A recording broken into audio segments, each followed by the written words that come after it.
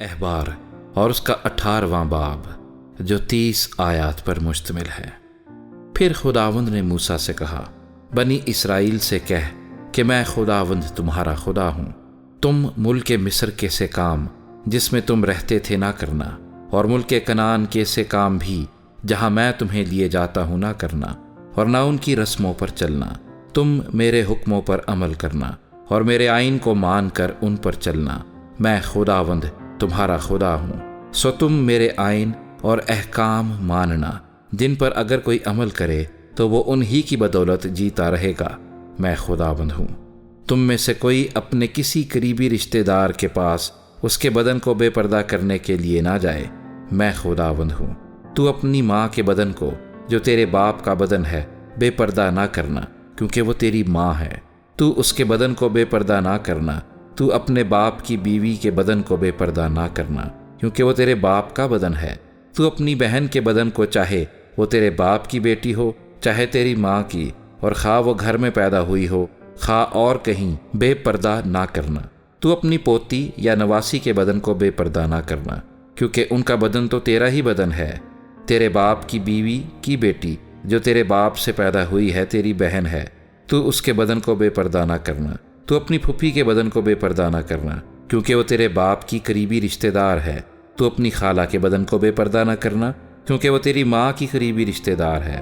تو اپنے باپ کے بھائی کے بدن کو بے پردہ نہ کرنا، یعنی اس کی بیوی کے پاس نہ جانا، وہ تیری چچی ہے۔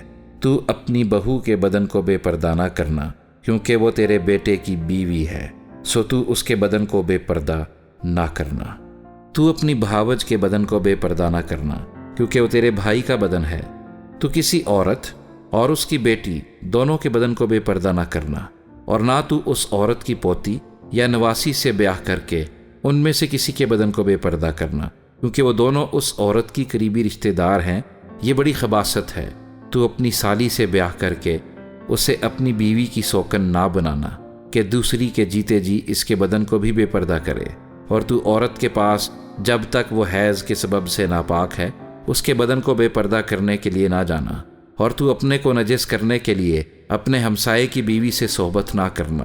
تو اپنی اولاد میں سے کسی کو مولک کی خاطر آگ میں سے گزارنے کے لیے نہ دینا، اور نہ اپنے خدا کے نام کو ناپاک ٹھہرانا۔ میں خداوند ہوں۔ تو مرد کے ساتھ صحبت نہ کرنا جیسے عورت سے کرتا ہے، یہ نہایت مکروہ کام ہے۔ تو اپنے کو نجس کرنے کے لیے کسی جانور سے صحبت نہ کرنا، اور نہ کوئی عورت کسی جانور سے ہم صحبت ہونے کے لیے اس کے آگے کھڑی ہو، کیونکہ یہ اوندھی بات ہے۔ تم ان کاموں میں سے کسی میں پھنس کر آلودہ نہ ہو جانا، کیونکہ جن قوموں کو میں تمہارے آگے سے نکالتا ہوں وہ ان سب کاموں کے سبب سے آلودہ ہیں، اور ان کا ملک بھی آلودہ ہو گیا ہے۔ اس لیے میں اس کی بدکاری کی سزا اسے دیتا ہوں، ایسا کہ وہ اپنے باشندوں کو اگلے دیتا ہے۔ لہذا تم میرے آئین اور احکام کو ماننا، اور تم میں سے کوئی خواہ وہ دیسی ہو یا پردیسی جو تم میں بود و باش رکھتا ہو، ان مکروہات میں سے کسی کام کو نہ کرے، کیونکہ اس ملک کے باشندوں نے جو تم سے پہلے تھے یہ سب مکروہ کام کیے ہیں، اور ملک آلودہ ہو گیا ہے۔ سو ایسا نہ ہو کہ جس طرح اس ملک نے اس قوم کو جو تم سے پہلے وہاں تھی اگل دیا، اسی طرح تم کو بھی جب تم اسے آلودہ کرو تو اگل دے۔